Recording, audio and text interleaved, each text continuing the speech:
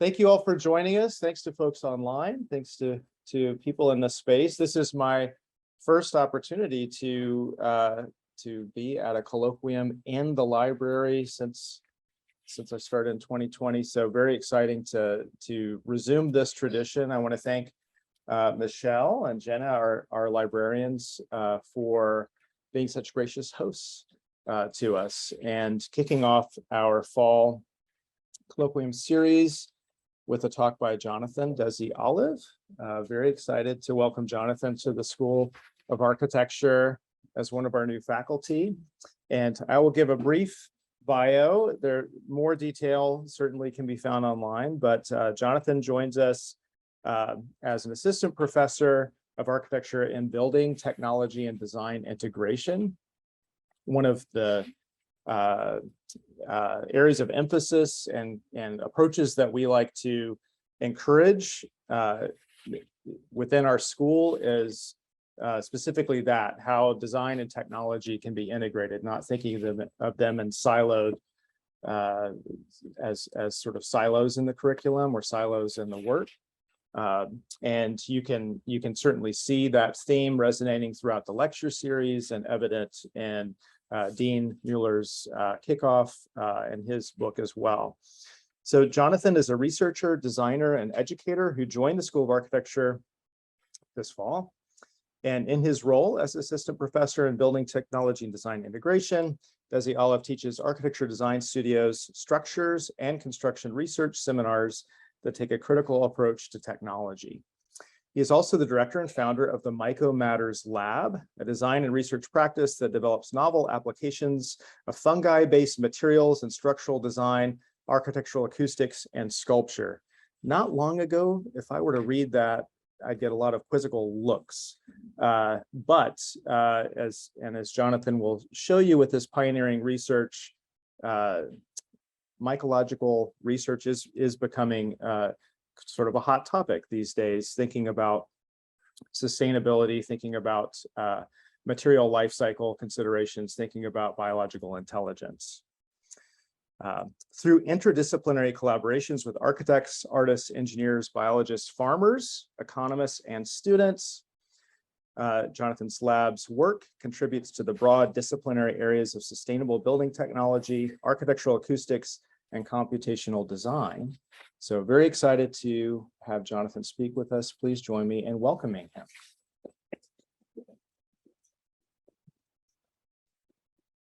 All right. Well, thank you so much for being here. Yeah, it's fun to be the first one to kick off the Colloquia this year. Also really great to be speaking to people. I've been giving talks like this one virtually for about 2 years. So it's great to have that sort of immediacy in this context. So thank you for being here. And yeah, thanks for those of you who are online as well. I'm not trying to throw shade your way. But it's nice being in the space. So my talk today is titled Growing Building Parts with Fungi. It's going to give kind of a broad overview and a review of a lot of the work that I've been doing on this topic. And I'll give a couple little hints at what's coming up next, because I'm just reestablishing the lab here in North Carolina. We're not like growing big parts yet. So I'll tell you about the big parts that we've grown. And then also start off a little bit with the sort of higher level motivations that got me to talking about fungi in the context of buildings. So let's get started. As long as I can move my slides. There we go. Okay. So within Eurocentric traditions of architecture, a building is often building's significance is often tied to its permanence. You have the Pantheon here on the left. It's about 2,000 years old. It's a cementitious building, and its resilience to time, the elements, is what ultimately contributes quite a bit to its monumental status for us culturally. On the other hand, you have the Georgia Dome. The Georgia Dome was demolished a month after I moved to Atlanta for my fellowship. So Elena, you moved here for your fellowship. I had a very similar kind of position at Georgia Tech a number of years ago. And as soon as I moved there, they tore this thing down. And it was pretty, I don't know, I think it's really kind of lasted with me, because on one hand, you have buildings that both were designed and intended for people to gather, right? It was meant to bring the world together. People gather from the world to the Pantheon to this day. And this building, the Georgia Dome, was meant to gather people from across the world for the Olympics, an event which only lasted about 6 weeks. And even though the city of Atlanta was able to make use of it for another 20 years or so, it became quite literally obsolete to the point where they couldn't even find a reason to keep it around. They built the Mercedes-Benz Stadium next door, and the grave site is essentially just a parking lot now. And we in this country have a very, very nasty history of this. I have become a little bit obsessed, not quite rigorously, but more just emotionally obsessed with the fact that these buildings, these stadia, again, these gathering places, these places that are supposed to be beacons of culture, beacons of urban life, essentially, are becoming so quickly obsolete. So you have buildings that are dying faster than rock stars. 25 years old, 32 years old, 38 years old. And this is not a problem unique to the United States. If you look at a global scale, buildings in China on average are only lasting 34 years. Residential buildings in Japan are lasting about 25 years. And so our stadia are actually fitting clean right in that range. So the impacts of this, the impacts of having demolition culture as a part of our built environment means that we're producing insane amounts of waste. The EPA reports that in 2018, just the United States produced 600 million tons of construction demolition waste, mostly from demolition. And while a lot of that can get ground up and put into asphalt to make roads, it's still very, very, very significant.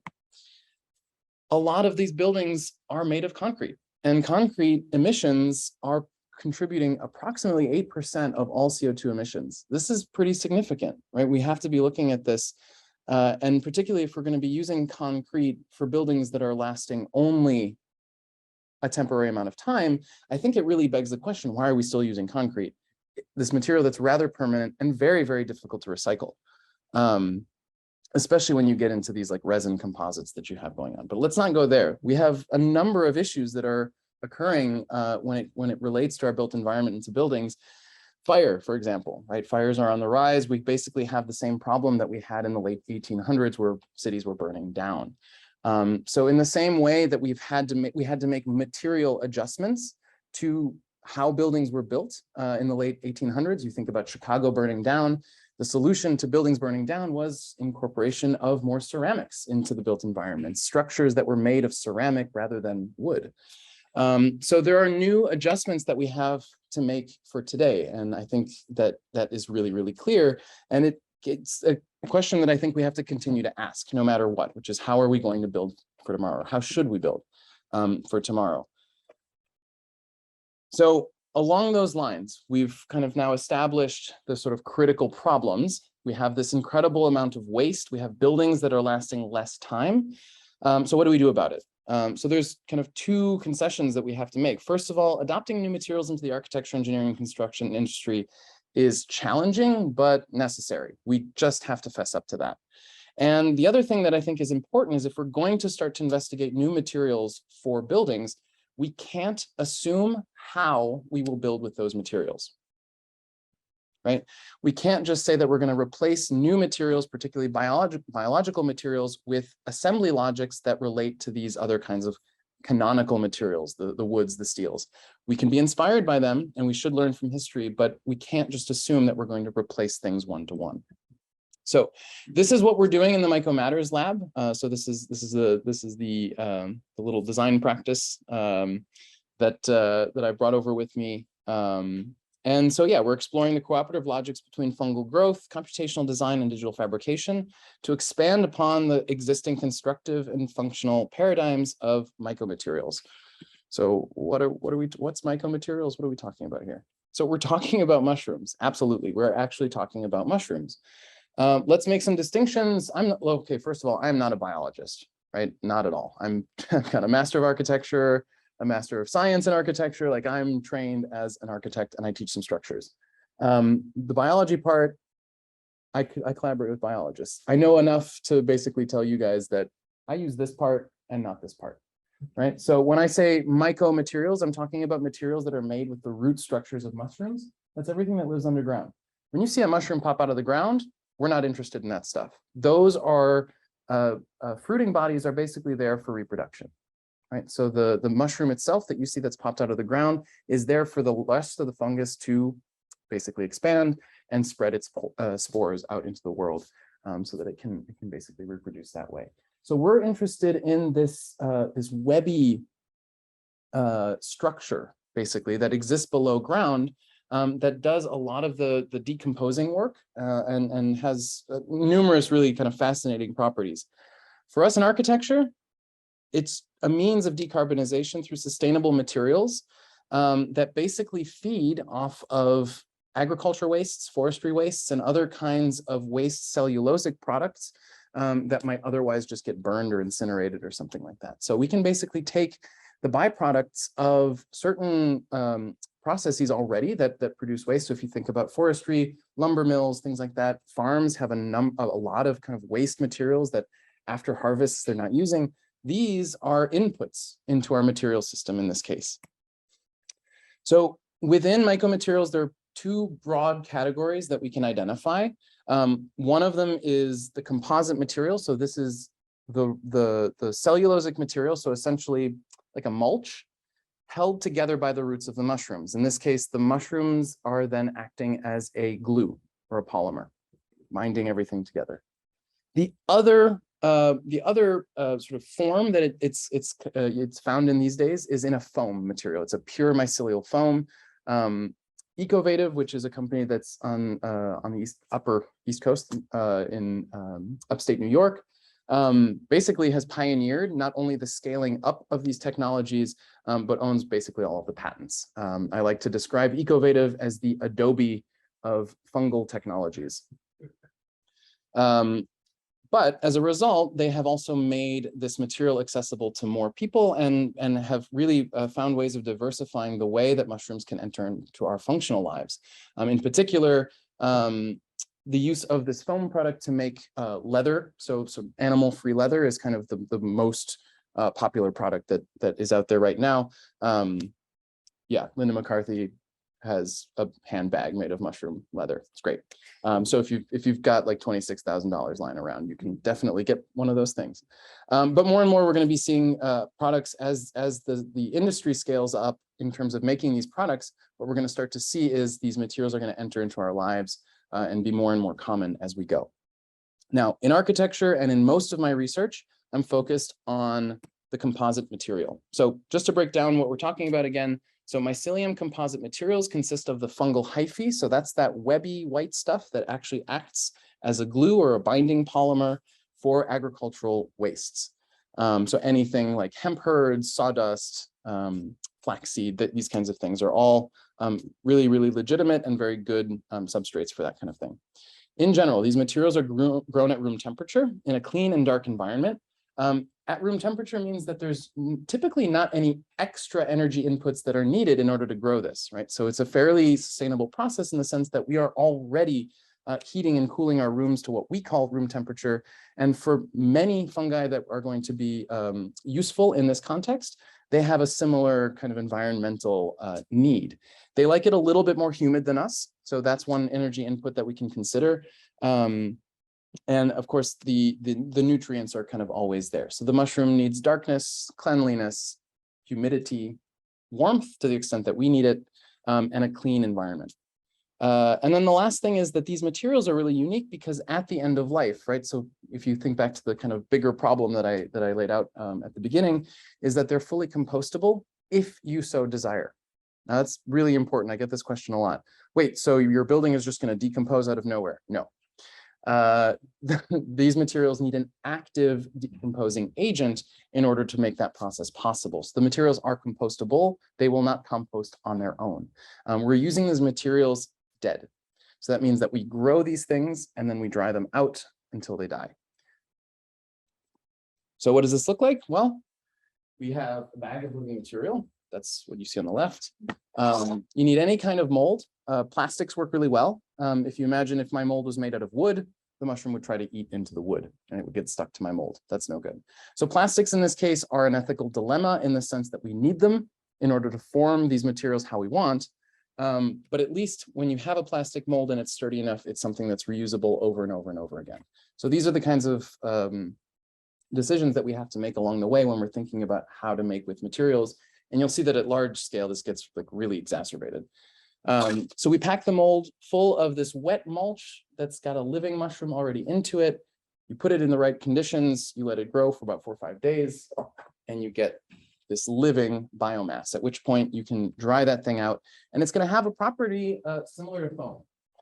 So sorry, online people, you're not going to get to touch the samples, but have a touch, have a feel, have a smell. I wouldn't recommend it. It would be like having like really single cornflakes. But I don't know taste it. Just a note on these two, you're seeing 2 different substrates in here. They're plain chips in this one. You'll notice that it's hardier, denser, a little heavier.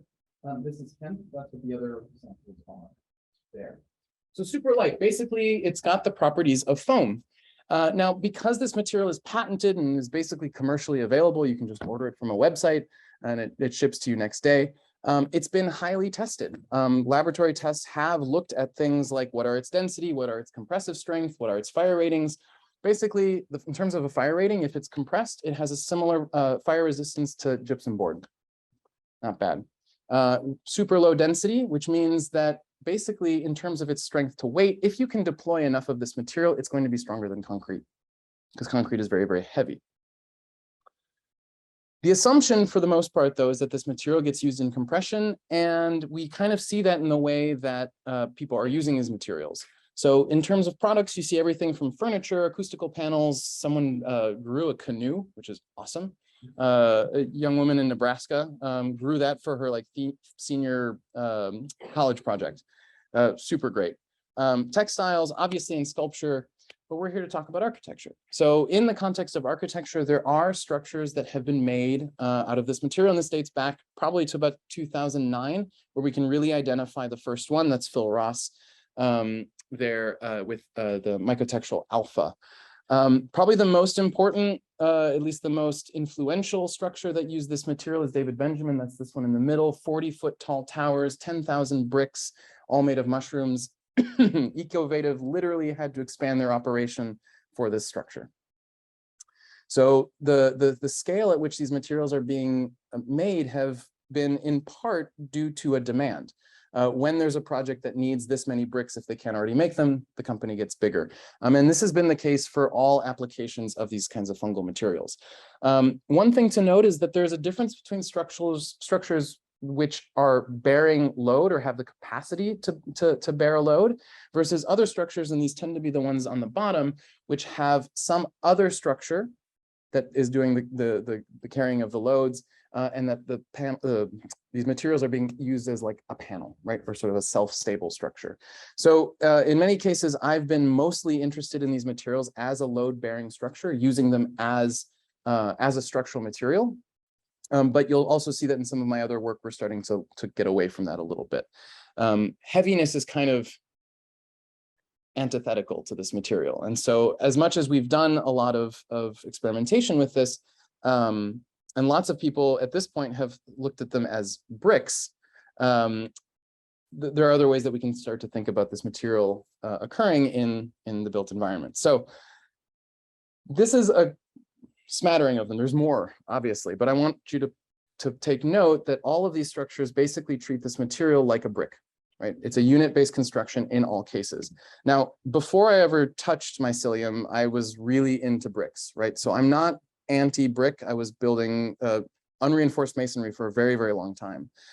But it surprised me to find a new material that was only using the logic of construction that I was so intimately familiar with.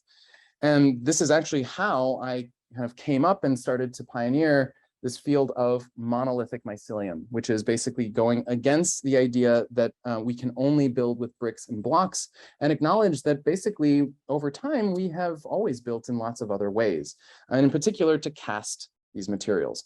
So in 2018, this is while I was doing my fellowship at Tech. This is one of the structures that I grew with students. So the geometry is an approximation of a fan vault. So from a geometrical standpoint, I didn't stray too far from my roots, no pun intended. The volume is about 100 cubic feet of material. It's a lot of material. The formwork that we needed to make for this was a pretty complex hybrid of plywood, waterproofing, and some geotextile. Lots of ethical issues in that. We'll get to that. And there is a reinforcing structure on the inside for safety, because this was the largest attempt that I had certainly made, and then later found out one of the larger attempts at all with monolithic mycelium. We needed to build in some safety. This was going to be a performance structure where there was going to be a barbershop quartet singing underneath it. The worst thing you want is at the end of the year party for the structure to fall on the heads of these poor freshmen just trying to sing some nice songs. So there is some reinforcing in there. We'll see that in a photo in a second. So just to kind of go over really quickly, within vault traditions, there's a lot of different shapes that can be used in order to start putting materials into compression. One of my favorites, and at least at that time, the last sort of main type of vault that I had not tried to build yet was one of these, which is the British fan vault. And so the illustration here is not exactly correct. I'm making it look too easy. I'll just put it that way. To put the materials into compression, it's not as easy as making a mushroom column, splitting up into 4 and rearranging the parts. But it kind of is. You have to design the column correctly, right? So this is a bit sort of post-rationalizing, but indeed the shape is basically that, where you can understand it as a mushroom column, or a column that kind of opens up at the top.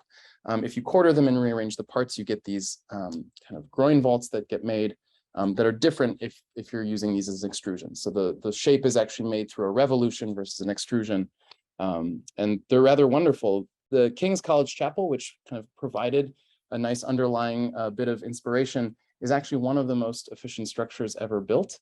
The thickness of the vault relative to its span is is more efficient in ratio compared to an egg. So if you turn an egg on its side and you think about the egg this way, the thickness of the egg relative to the length of the egg, if you were to scale up that egg, it would be thicker than this structure. Wow, I know. So that's why we did it. Super efficient structure, right? We have this sustainable material. Doesn't mean that we need to be putting it into inefficient shapes. I talked about 100 cubic feet. That's kind of what it looks like. It was several pallets, about 280 bags of this stuff, and it has to get shipped overnight. So there are ethical issues in that too. It comes from one place. It comes from Pennsylvania. So if you want to be using this material currently with the supply chains, it has to ship, and it has to ship quickly because it ships alive, and you basically have to pack it right away. If you want to store this material, it needs to be stored cold. So if you come visit me in the IDRL, you'll see that the main piece in there is a refrigerator, because I'm keeping materials in there and trying to get them not to grow, so that when I do want to build something or grow something, that I can take them out of the fridge.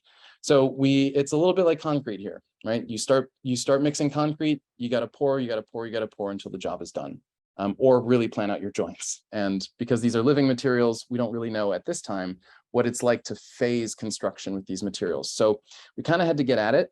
Our work site looked a lot like a concrete construction work site. We had a cement mixer where we were basically putting in these materials, adding some flour, adding some water, fortifying them a little bit, and then they would come into the mold. So the mold was, again, this sort of big plywood box. And you can see down here, we're using this geotextile and basically stuffing the mulch in there. You can see then there's this pretty hefty reinforcing structure. So we packed it, took about 14 hours. There's a great time-lapse video that if you want to see it, let me know. It's out there. It's just people working really hard all night long. That's it. 5 days later, though, the mushroom is extremely aggressive because we put it in pure. Every single fiber that we packed into the structure already had the mushroom growing in it. So there was no competition in this mold, and it allowed the structure to grow very, very quickly. So this is 5 days in. You can already see the way that the material really inherits the qualities of the mold. And so because we had this very pliable interior part, it really inherited every single fold and kind of voluptuous lump that was in these legs. On the outside, because we had rigid formwork, of course, it was very, very tight and very clean edges that way.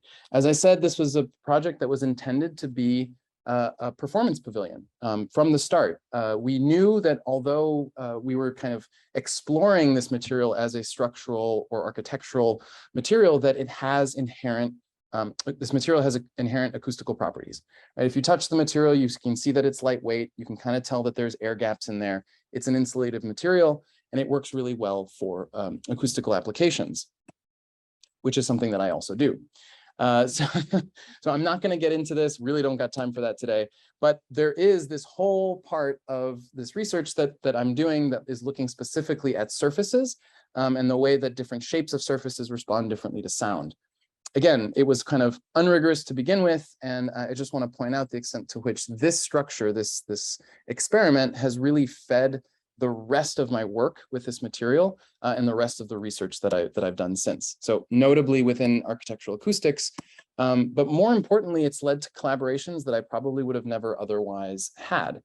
For the past almost 3 years, I've been working with a team of engineers and architects in New York. And we've been basically running a series of workshops, working on and discussing what originated as a hypothetical project with a hypothetical client.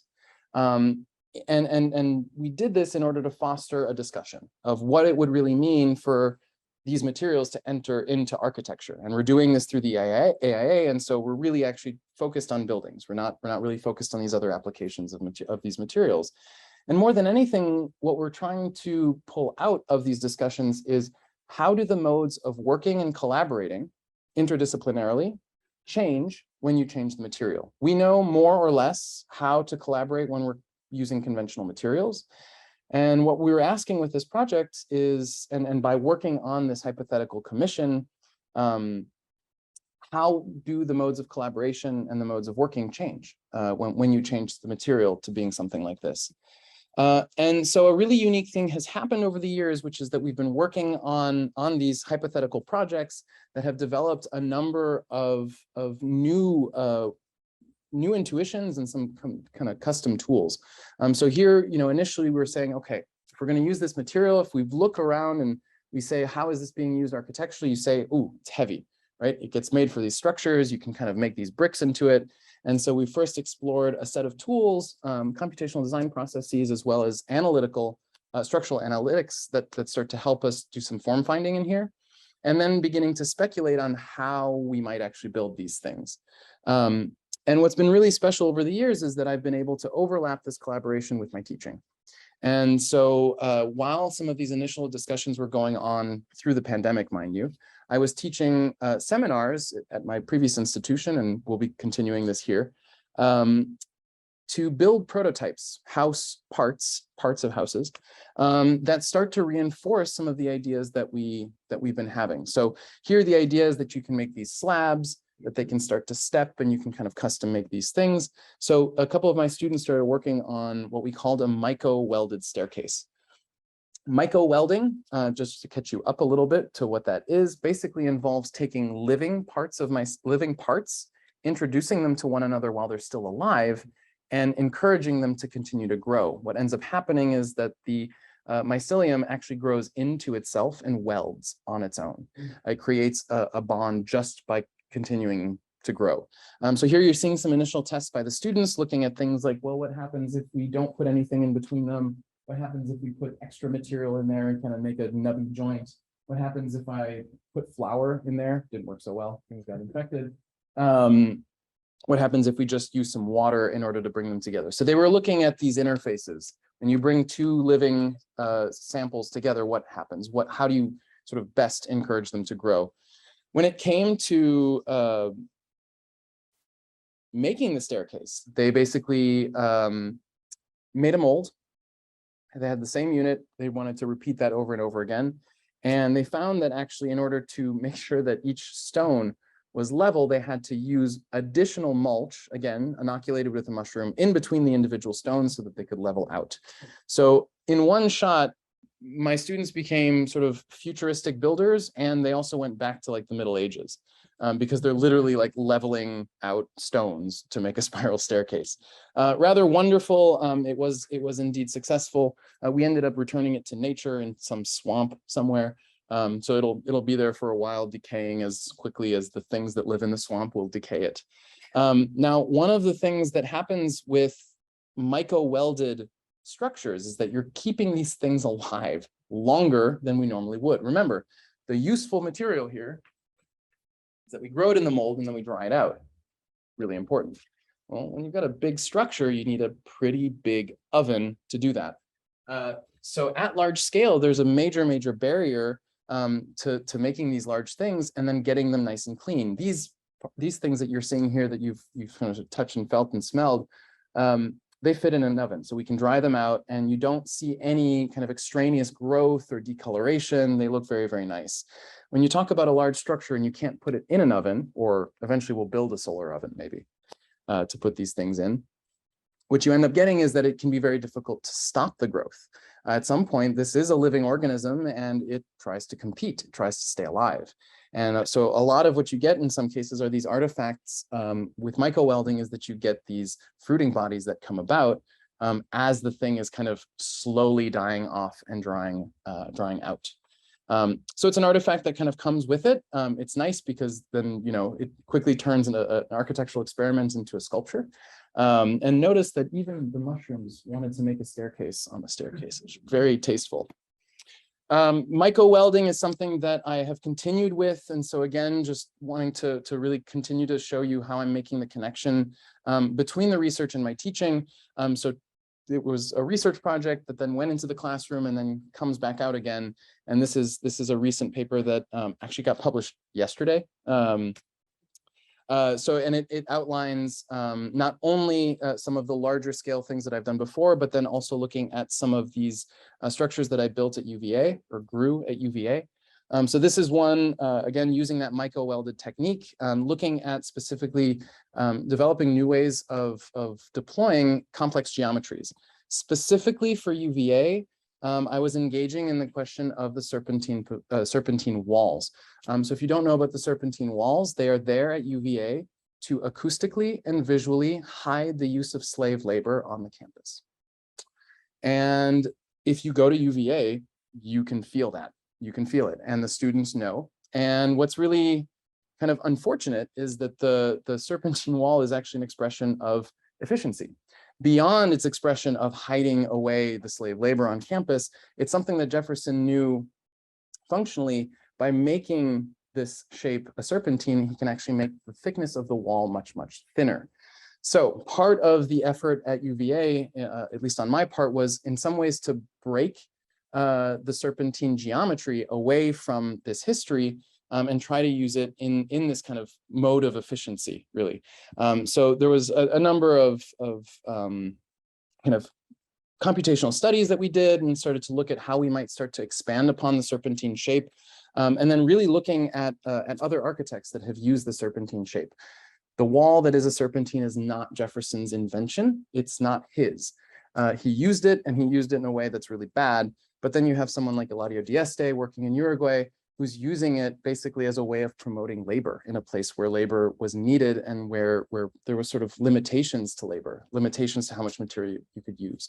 So kind of taking all of these things together, the project at UVA was really kind of looking at that, looking at how these complex geometries can be used in a new material context, and still try to make some kind of new expression that acknowledges its troubled past, at least on that campus, but really tries to push forward and recontextualize geometries as something that we can use for efficiency. So this is the kind of end, by the way, of this use of the material as a heavy thing. As I've said, when you felt it, right, it's foam, right? And so using this material as a heavy object is a bit counterintuitive. And this is what was going on in our discussions with my collaborators in upstate New York. What would it start to look like if we lighten the visual expression of and the use of this material? What would we have to start to do if we were going to make a structure like this that's made of some kind of minimal surface now we have all of this complexity. How would we make it? Would we have to like have essentially like a 3D printer make a formwork underneath this thing in order to get these things to fold? And this was a really kind of incredible prompt because it was a huge problem. You take a material that you can cast only, at least that's what we thought. If it's a castable material, how do you make something complex? Is it only a complex mold? So this kind of led to some preliminary playing around. This is what I treat my lab like a playground. So it's sort of, let's see what we can do. What does it mean to have a thinner shape that's more complex? How can we engage in this material which has these multiple stages of production, growth, and then drying? Is there a point at which we can intervene? And this is kind of where some preliminary tests, which were then handed off to students, really kind of took off. So basically what we're talking about is growing very, very thin sheets of this material, something that can be grown on a tabletop, and then using gravity, essentially. Does this look familiar? Using gravity. So in the spirit of Heinz Isler and Antoni Gaudí, using gravity as a form-finding technique in order to impose a form into a material. Many of you might know, whether it's Gaudí or Heinz Isler. Isler in particular is very famous for impregnating fabrics with plaster, and while the plaster is wet, hanging those shapes upside down. And because of the equal and opposite relationship between hanging and standing and compression, that you can actually use this technique as a way of finding the forms of structures. Now, whereas Isler was using these little models to inspire larger shells that for some reason are always on top of gas stations in Switzerland. When you're talking about mycomaterials, because we're not scaling up the strength of the material, we're talking about making these things at that scale. So the students kind of made this ingenious technique where they were growing these things on the table and then made this kind of fantastic little rig where they were able to tune actually the curvature of this thing by changing the lengths of the strings. They were able to mass produce these little helmets using the technique of gravity formed or hang drying these units, and then stack them up as a kind of a screen wall. And this was nice because actually they were doing this exactly when we over in Dreamland were thinking, oh, well, now that we can bend materials, what can we really get out of that? And so the engineers and the designers started coming to me in my role as the fabricator, as the myco fabricator. We're saying, okay, well, what can we get away with? Now that you've shown us that you can bend this material, what can you do? So we started to scale up our efforts a little bit. And so this is what we call the unrolled arch. So basically we grew the arch flat on the table. And then using augmented reality, basically hung the thing on its side. I know this is counterintuitive. You'd think you'd hang it upside down. I'll get to that. But basically using augmented reality so that we don't have to make any measurements, right? So we're using basically a phone-based app that connects a Rhino model to the phone, and we're able to align our materials to that Rhino model. Super efficient. We didn't have to have a single tape measure, and it worked out pretty well. Now you say, okay, make an arch. Well, what does it do? I teach structures and I always teach structures. So anytime we have any kind of experiment, immediately you say, okay, well, we made an arch, let's load it up. Let's see what happens. It ended up taking about 45 pounds, I think, which is pretty great before, lovely, lovely, really nice. So this gave me a lot of hope. Formwork, when you're talking about masonry structures, is the thing that is most wasteful. Right, and I have a long history of kind of coping with this. This is something that I did while I was a Master of Science student. And you can see us, we're kind of like doing this crazy, lightweight, using flexible materials, steel, fiberglass, like all this kind of thing, to basically try to reduce the amount of formwork that we were going to use in order to make that masonry structure.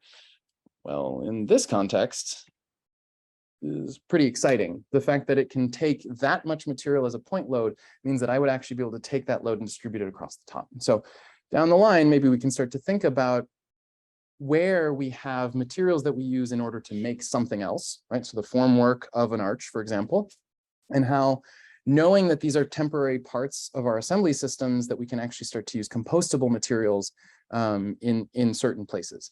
So really kind of exciting byproduct of just trying to break the things that I make. Now, again, the designers that I was working with were starting to get a bit gutsy, and they were starting to say, well, all right, now that you can bend things, now that you can bend big sheets, let's keep going here. So this was the Phoenix. This was kind of the last iteration within the first set of these workshops that we were doing. And again, we basically got prompted with an image and said, well, now the lab has to figure this out. So having tried augmented reality as a way of fabricating things already, developing this, this technique for bending sheets while they're alive, basically meant that we were able to kind of, again, invent a new way of producing this. So we were growing these string and these hanging points directly into the sheets. You're seeing us manipulate a living sheet. It's super gelatinous. It's a little bit fragile, but it allows you to basically bend these things into developable surfaces. Now, we used a bit of an improvisational process. We kind of just bent them into some shapes. We ended up then 3D scanning them and actually designing additional sheets based on those sort of improvised forms. Kind of a nice process. And then again, doing that design work in the computer, projecting those computer models into our phones, and then using our phones to find the shapes. Really excitingly, I got a bunch of HoloLenses with my startup here. Thanks, guys. And so we'll be getting away from using the phones in order to do this process, but we'll actually be wearing headsets, which will fantastically free up our hands to do this kind of work. So the final Myco chandelier, again, it's really just an homage to this idea, but kind of making an optimistic proposal toward this idea that we could be making these large hanging structures, completely getting away from the idea that mycelium has to stand, it can hang.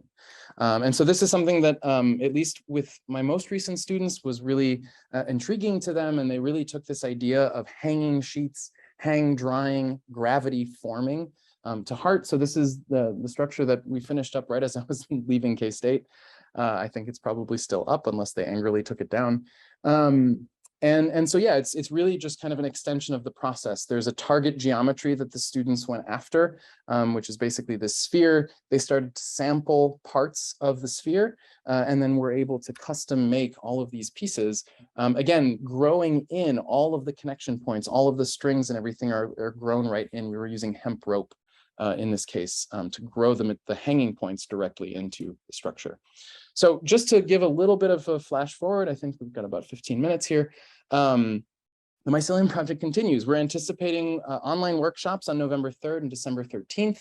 There's going to be new partners, new collaborators. We've got CNC knitting people. We've got all sorts of fun folks that are going to be coming in. We're also going to be looking at how this material starts to perform in new ways. If it's not meant to hold, is it meant to seal? Is it meant to insulate? And how can we start to kind of investigate this formal thing with other performative measures?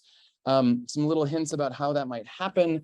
One of them in particular is the use of reinforcing. So whether these reinforcements are made through robotics, through hand sewing, or through CNC knitting, we're looking at that. So incorporating textile into the matrix of the material in order to make it stronger. Of course, some load testing will be involved, probably not just with books.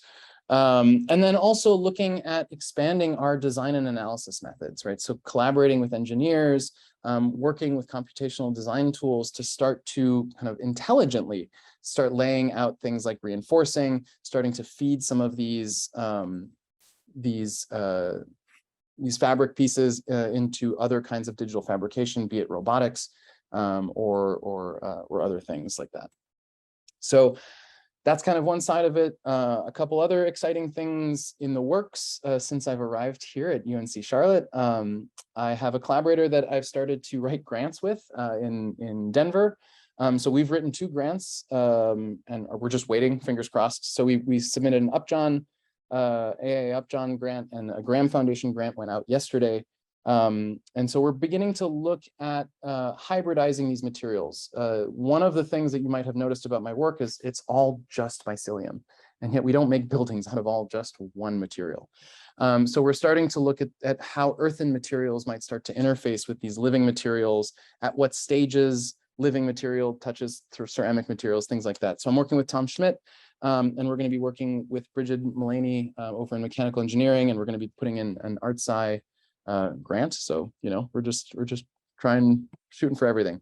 The other thing is I'm excited to announce that there is going to be a topic studio. So if you're going to be a 4th-year student, you're going to be able to jump right into this work with me. Tentatively called How to Grow a House.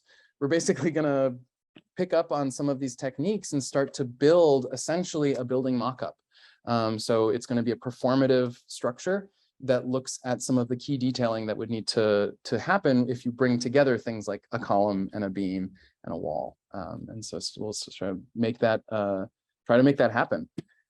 I've got a few minutes for questions, so thank you so much for your time and for coming to this talk.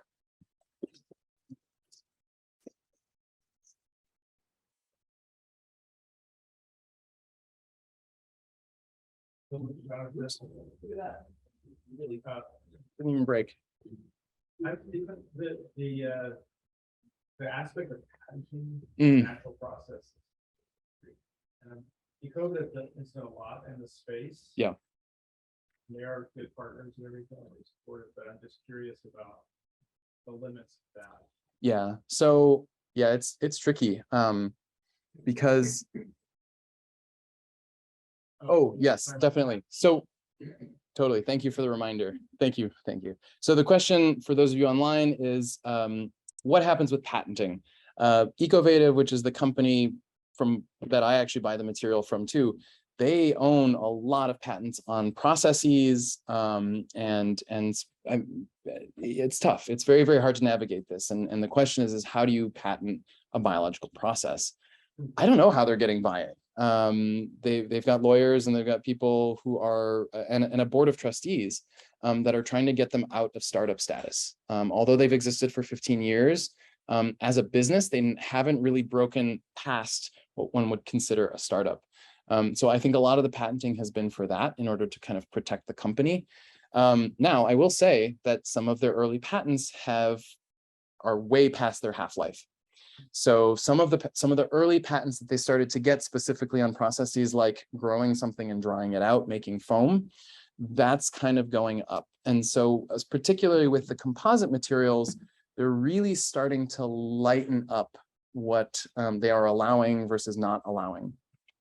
In general, if anyone here wants to like start a business, say you want to like work in the lab for a bit, develop the acoustical panel thing and say, I want to like make an acoustical panel business. Great. Would love to work with you on that. You could do that freely and just purchase material from them up until the point that you're making $500,000. It's a profit. At that point, then it's a licensing thing. So yeah, I mean, it's tricky because they've done so much in order to make it accessible, right? It would literally be inaccessible to all of us. The reliability of strains that they offer make it so that it's really accessible to students. You can order a kit, literally just grow your own. I'm not doing anything that magical. It's just a really, really good product. And the fact that they have found ways of scaling up these processes, adapting like commercial mushroom farming for material making, those are pretty significant innovations. And so beyond just the patenting of the materials themselves, one has to think about the processes that go into making those things in the first place. And that's really what they're pioneering, is the scale. The fact that we were able to go from like, here's a couple kits that you can order in the mail to here's 10,000 bricks delivered to site in New York City in a matter of a couple of years is really, really significant. But yeah, from a business standpoint, if you're trying to get into the mycomaterial business, you are kind of tied to that. And that's why I call them the Adobe or the Autodesk of fungal technologies. If you use Revit, you have to pay for it. If you use a cracked version of Revit on your building, they own your building. Yeah, and you're right. So it's tough. You know, how do we as designers, as builders, cope with the fact that we're buying products? You know, and at some point we have to pay our licensing fees. We're using technologies that to some extent can be owned. But yeah, it's a very good question. It's a continuing problem. Let's see, how fast does the monolithic mycelium grow? Kyung-hee, thanks for the question. 1 cubic foot in a day? No, it actually doesn't have to do with volume so much. So limits of growth are going to be kind of within the sort of limits that I mentioned. So you need the right environmental conditions. But provided that you don't have thicknesses beyond about 8 or 10 inches without an air source, it's going to grow at its pace. I don't know if I have a specific cubic foot per day. I think that's probably some petri dish experiments that we need to do and collect some data. So good idea, Kyung-hee. That'll be in the next grant. Yes. So there's meat-based casting, monoform casting, Have you heard your students looking at any other methods of creating? This is kind of what we're at right now. I mean, and it's funny because pavilions still come out using this material and they still just fall under one of the three. 3D printing is something that has kind of come out of all of this, which is exciting, right? The idea that you can just extrude a paste of this material means you eliminate formwork for most shapes, right? So they still, if you think about what the limits of a 3D printer, sometimes it has to make, sort of extra material in order to get a certain shape. It would be the same in this context. But even those prototypes, those structures that have been made with 3D printing methods are still falling back on here's a unit, here's a unit, here's a unit, even if they're all different. So no, the sky's the limit though. And that's the thing, that's kind of the larger point, is that if we continue to stick to the canonical tectonics, I think we're going to be very limited. And so a part of what the lab is trying to do is quickly get into that. It's like looking at different fabrication technologies and see how we can hack the way that we're doing things in order to make more discoveries like, wow, this, you can just have a flexible sheet of this. And it's amazing. Yeah. Jonathan, always very exciting seeing your work. I have two questions. So you were saying that when you were saying about growing the material, you were describing the control environment as we need for molding material. Yeah. So it's not possible to build this in like a natural environment to say, okay, I'm going to use a wood to grow this material. That possible? Well, the pavilion in Georgia Tech was grown outside. It was, I mean, it was like the riskiest thing I've ever done. I still don't take risks like that anymore, right? It's too expensive. It was grown outside in Atlanta in May or April. So it was already getting humid, right? And so from nighttime when it was pretty cool to the daytime when it was hot and humid, it was already going through these swings. There's some issues with that specifically. We're talking about a cellulosic material, right? So it's wood. If it gets really humid and then it gets cold and dry and then it gets humid again, those individual fibers are going to start to expand and contract. So growing outside is kind of suboptimal because you want to have that control in order to avoid having to make the material kind of repair itself. And as much as it does have that property, if you take living material, you break it and you put it back together, leave it there a few days, it will absolutely fix itself. Those bonds will repair. But to force the material to do that is pretty suboptimal. So that's one side of it. The other side of it is that this stuff grows in the ground. There's no sterile conditions. Like there's mycelium all over the place and it's not sterile in the dirt, right? The biggest organism on the planet is a mushroom in Oregon, on some mountain. It's not clean underneath there. So I think there is a happy medium somewhere where it requires these very controlled conditions, which require energy inputs, additional material inputs, chemical inputs, things like insane amount of rubbing alcohol that we have to spray everything down before we're going to make anything. So I think there's a happy medium. The material naturally grows in completely unsanitary, or what we would consider unsanitary conditions. So I think it's possible, but success is kind of what you're looking for.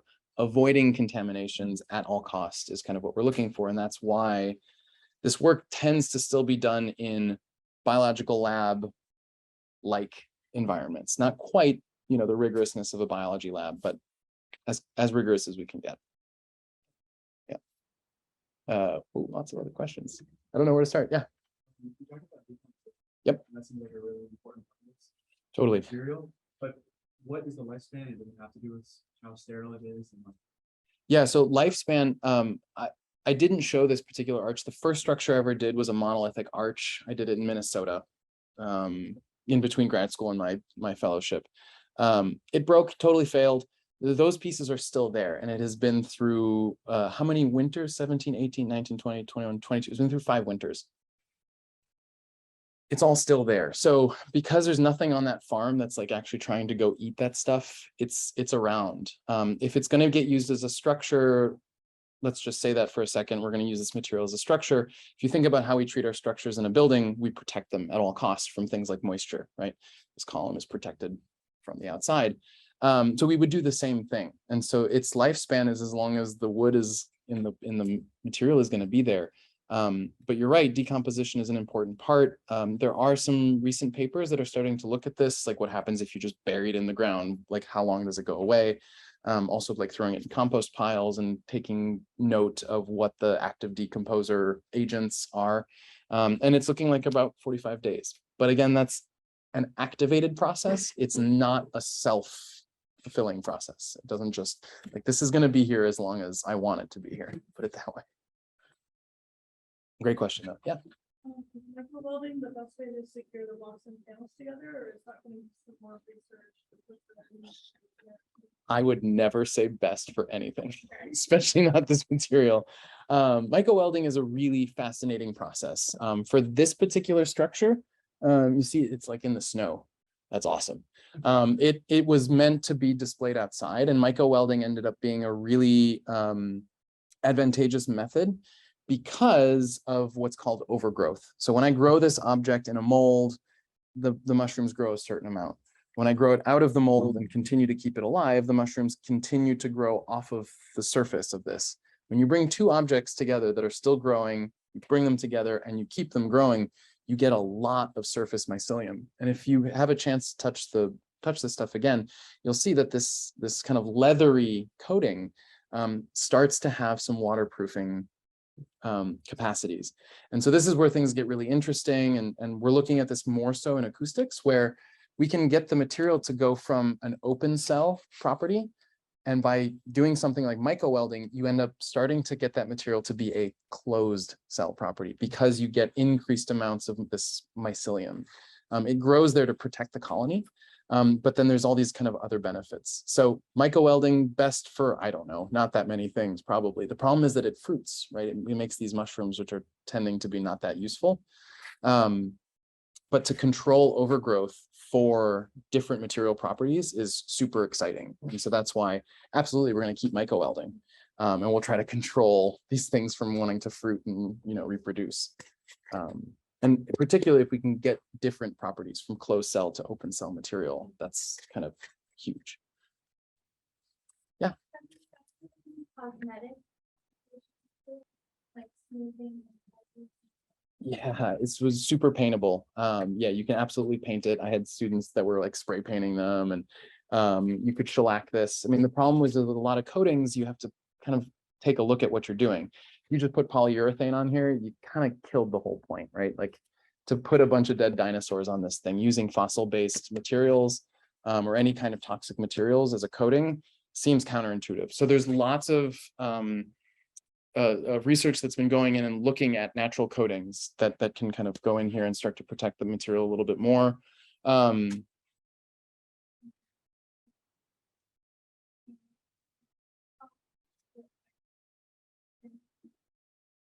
It's structural strength, not much. Now, so you can mill this. It's just like foam. You could definitely put this on a CNC mill. It would tear though quite a bit. And so one of the things that we're going to do is, I guess there's like a heat press out in the shop with some I've talked to with Alex.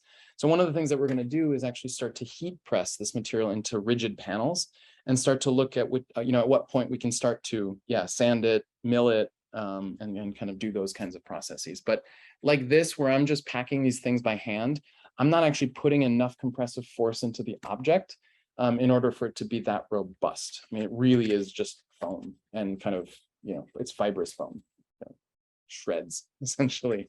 But yeah, lots of different processes, and particularly if you get that overgrowth, I think that's where it gets interesting. When you get that sort of layer of pure mycelium, that is very susceptible to what I call bruising. So if you touch it in any way, it actually will indicate through a color change that something has happened to it. So the same way that if you like bump the wall really hard, or if someone grabs your arm really hard, like there's going to be a mark. This stuff bruises. And so to do that on purpose, I think would be fascinating, right? Like to engage in that surface on purpose, to change its color and turn it brown on purpose would be incredible, right? So if you look at this, right? So like everywhere it changes colors, like that's where I touched it somewhere. So it's a great idea, totally underexplored. And I think that's what's exciting about the material, is that everything you can think of hasn't been done. So just do it. Couple more questions? Yeah.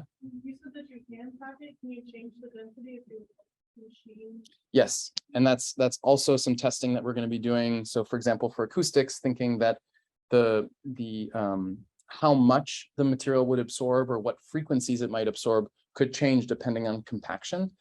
So yeah, I have a load press basically that we're going to start making samples and see like, oh, if I compact it to 100 pounds per square inch versus 50 pounds per square inch, what are the material properties that kind of shift within that? David. What you explained to us about the mushroom is you're taking the part of the mushroom that grows below the surface, and you're taking it above the surface and working with it. Mhm.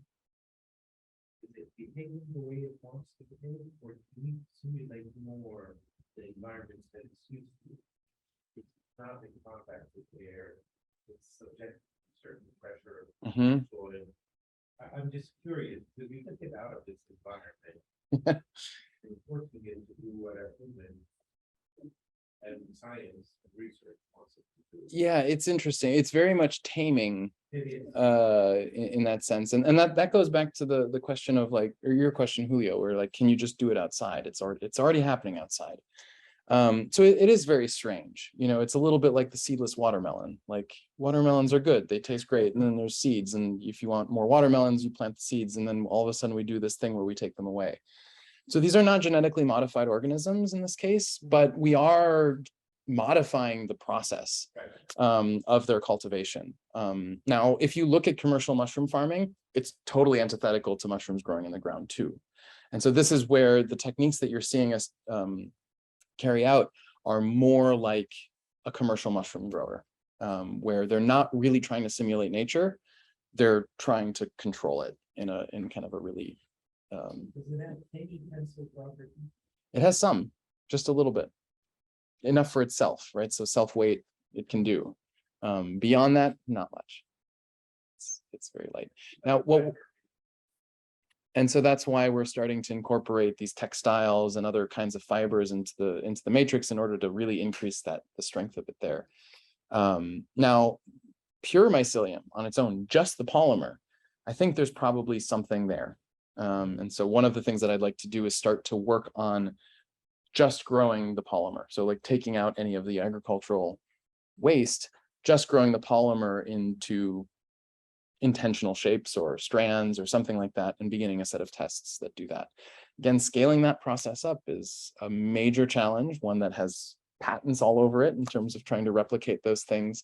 But there's a very, very hardy academic community that is committed to trying to make a lot of this knowledge open source. So back to your question, Blaine, I have a lot of optimism because people are reverse engineering these processes. We are kind of waiting out some time before these patents are up, and yeah, I think there's still quite a bit of promise. So yeah, there's a few more questions. I think we have to wrap up. I'm a super energetic person though, so I'm happy to take any more questions from the room after this. Is there anyone who I've missed online? Have you looked into the insulating properties?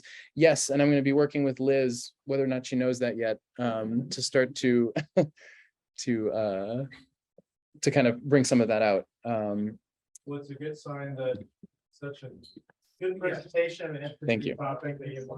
Appreciate it. Thanks, everybody.